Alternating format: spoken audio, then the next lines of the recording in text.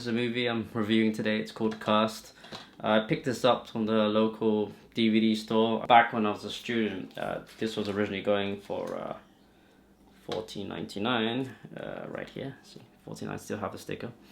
Back when I was a student, I didn't really have any money, so I literally went and found one of those stickers because it was like a discount store, and I literally stuck the 99p over it and I actually got this for 99p. So that's a pretty like funny story how I got this DVD. So yeah, today I'll just be reviewing Cast DVD minus the sticker because you probably need to see the label. So I'll be reviewing Cast DVD today. The first scene is the shot of lights twinkling towards the station, as this is very useful information exactly what's happening in the scene. The next scene we have is a train going by. Very nice train. Leaving it on to David Attenborough. He's going to make a cameo experience, so please take away, David. And hello, this is David Attenborough, and here we see a group of crows currently perched. And here is one crow searching for his next prey. And here come his prey now. As they get off the bus, the crow gently watches them. As he licks his beaks, he can't wait to divulge on the two schoolgirls.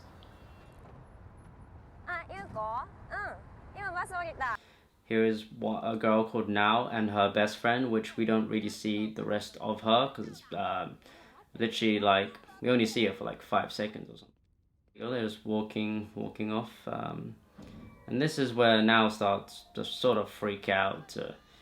She's just really confused at this point. Her friend's just like, "Are you okay? What's wrong?" I can't get inside. Get inside of what? 私入れないよここ。なんなのよ。Come on, Darcy. Come on, Darcy. Come on. のよ。ほら。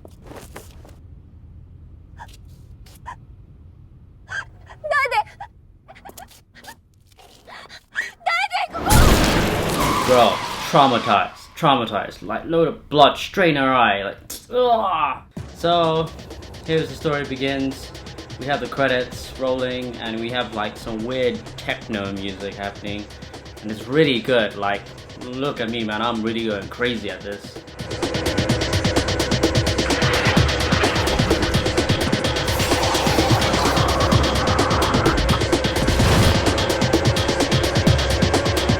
That's enough of that kind of shit.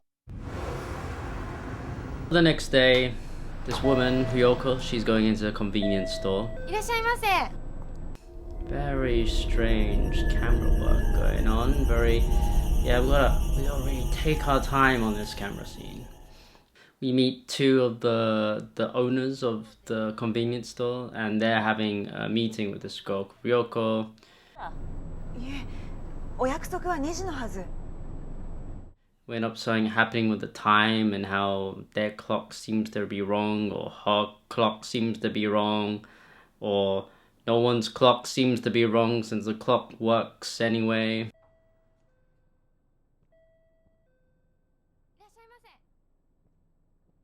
We get this creepy dude comes in. We call him No Face Man. He goes straight to the porn section.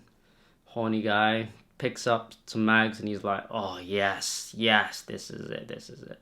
Nako's really bored at work because she always gets sort of harassed by her landlady or the owners of the business, and the owners of the business seems to be suffering some sort of neck brace because the intense looking in the monitor has made her neck a bit stiff. Here's the premise of the story, talking about this man called Tejima. Tejima is someone that, I guess, an investor wants to join into the franchise, but he ends up losing both his legs in some accident. Very strange. The landlord seemed really happy about him losing his legs.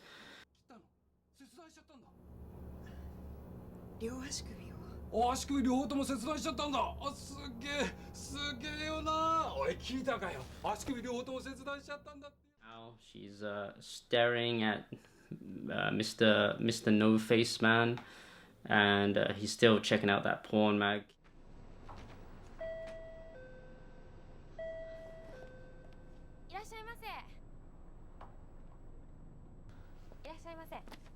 Hideo Kojima, he makes a brief cameo.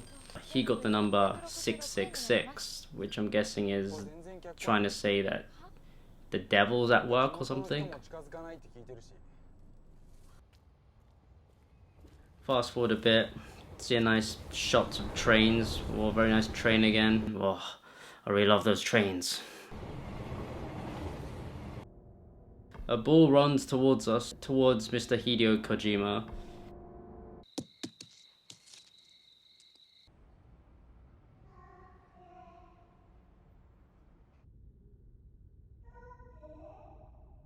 He takes it back in as a child's voice is telling him, calling him back in, back to the convenience store.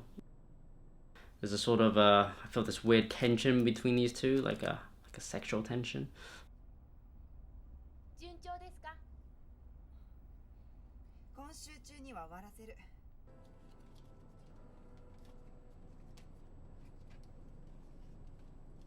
Now is getting followed by someone creepy. The camera is following her around. She's getting the little sixth sense. We have a little cameo appearance from Jason. Jason! Jason! Jason! Jason! And back to the inventory collection, since this is the premise of the film, is a lot of inventory collection. Very fun.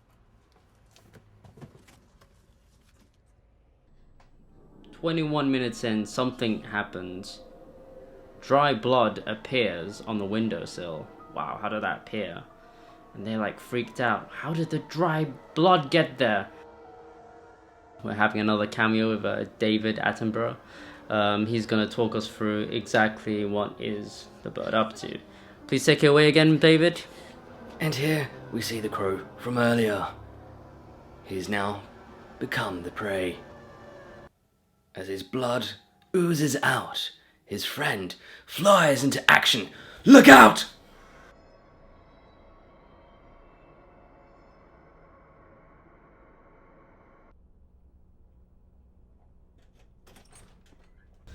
We go back to Ryoko, going through the really shifty warehouse, the cluttered warehouse. It's quite dark in there.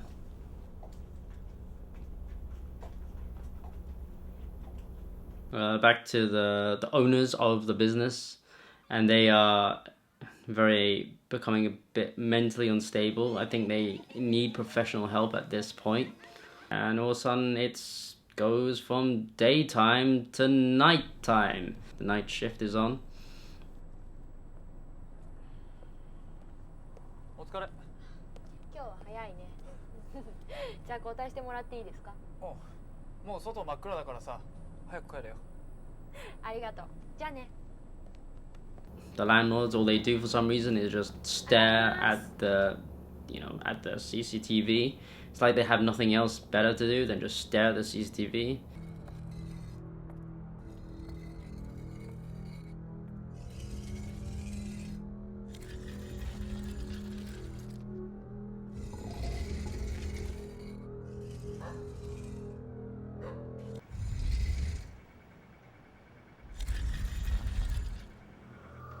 She hears someone like dragging a sledgehammer at one point. You would think during this time that, you would run away at this point. And there we go, a cameo experience from Bandage Man.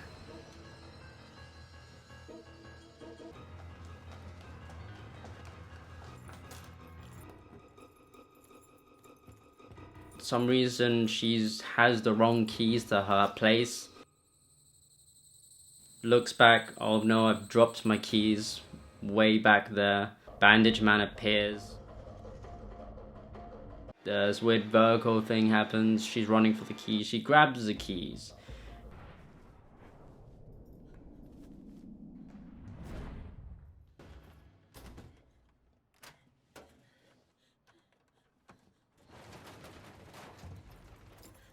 She really needs to invest in some lights at this point, as the only light source she has seems to be the TV.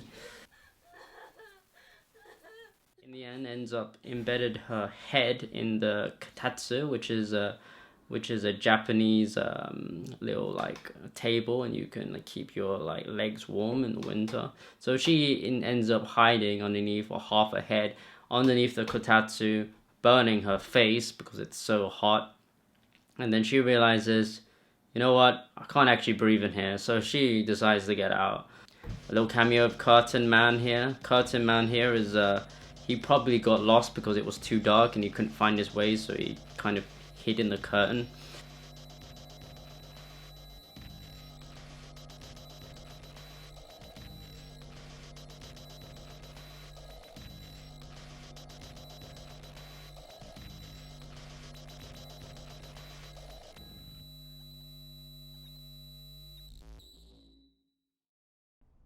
Ryoko ends up getting a phone call from Mr. Tejima, which we briefly spoke about earlier, where he wanted to join the franchise, but he ended up couldn't because he lost both his legs. And there he is, he's just watching people's legs. He looks like he's come out of the hospital and wheeled himself out there, and he's gone, you know what, this is probably a bad idea. I probably need to get back. I don't have any legs, and this is like my last call because I'm running out of credit. Please take me back. Please help me. I need to, can you help me? I need to get back. And then the phone just goes dead, and that's it. She doesn't like, oh, he's outside, I should help him. He's just, yeah, it's Tejima. Yeah, what can you do?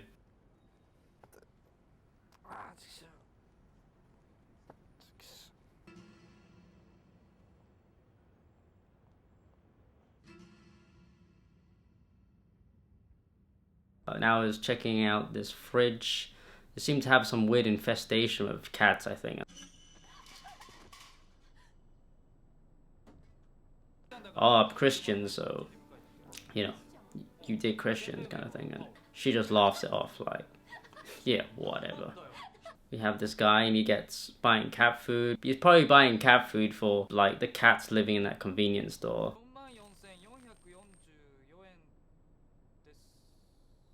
Mr. No Face ends up getting the hots for Komori at this point, getting closer and closer and closer until they make out. Ooh, I'm shaking. Ooh. Have a shot of Komori. He looks freaked out. He's grown some sort of eye on his eye. His eye is exposed, or he grew a new eye. I'm not actually sure what is happening on the scene.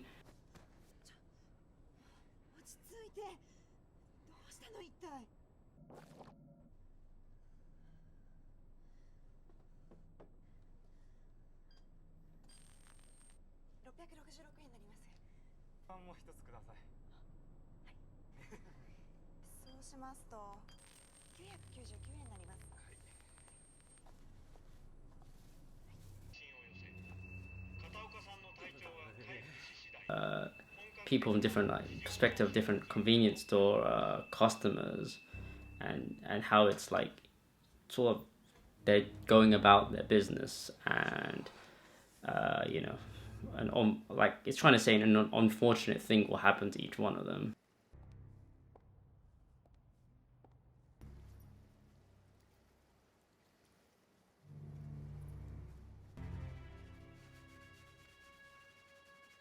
His hair, he finds someone else's hair in his hair.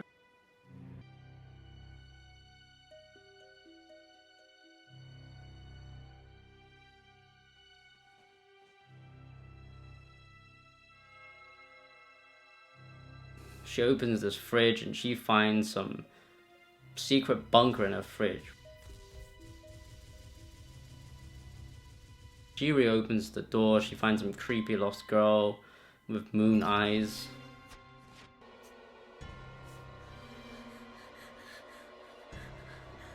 It's the No Face pulling her towards the train. Always get out here. Maybe he's trying to help her, like she's fallen down, and he's trying to assist her to get up. And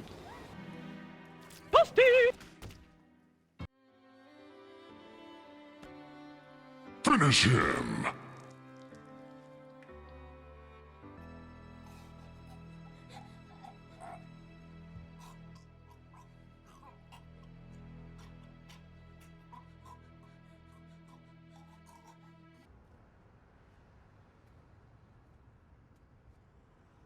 At this point, Nao is upset that her friend, part-time worker Komori, has joined the business owners and become one of them, one of the Three Stooges, and sort of become sort of like a zombie almost. Surprise, motherfucker!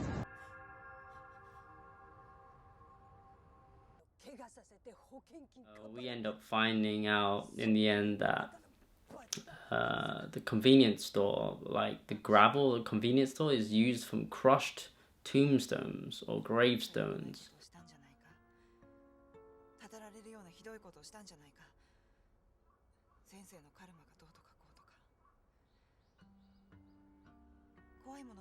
And then we back to Komori. He's trapped in the toilet by himself. I don't know what he's doing at this point. It looks a bit really suspicious what he's doing. It looks kind of weird, you know.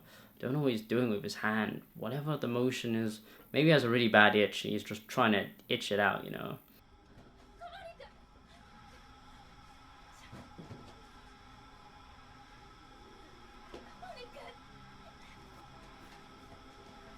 Again, they find a cat in the toilet.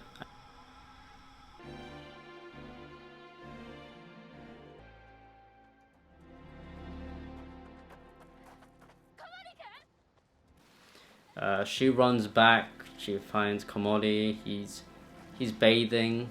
He probably hasn't bathed in a while. She comforts him by putting her jacket on him and trying to give him a hug.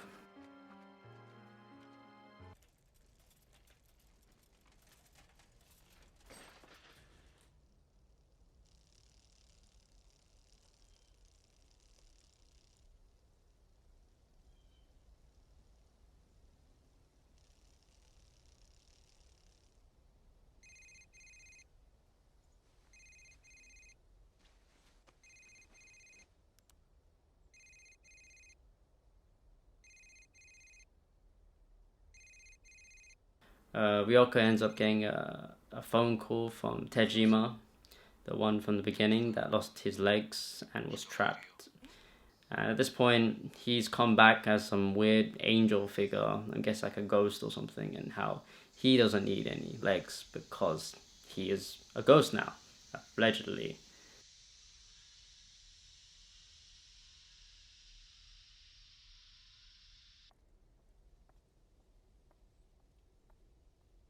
Premise of the film now, it goes back to the beginning of the film. It goes back to the beginning of the film. They get to, now gets to the convenience store where she sees really bad CGI. And when I say really bad CGI, poor girl sees CGI, it drives her crazy to the point where she gets run over and hit, and that is the beginning of the film. And then credits roll. Overall, this film was really random. Like, I didn't understand what was going on, like, all the time. Even at the end, when they had a summary of what is happening, I was still confused what is happening. All I know is that Ryoko, she could see, like, ghosts or something. Hence why maybe she could see his eye or something. I don't know, it's really confusing. In terms of character development, it was quite shallow. There was not much character development. I felt even the continuity of, like, and I feel like certain scenes were just lagging it on. I feel like it could have been shortened down to like 60, even like 45 like minutes or something. If they condensed it down to 45 minutes, I think that would have been a better movie than make it an hour and 20 minutes. I give this, it's not a terrible film, but like out of 10, I would give it like maybe like a 4 or 5. I mean, it wasn't really bad, but it wasn't also okay. It was like just a bit below average. So if you want to check this place out, I can like leave the link below and you can come and check out, see the film yourself. And yeah, please like and subscribe. I'm one of the hosts here at Watch Nation. And yeah, alright, have an awesome day. Take care. Bye bye.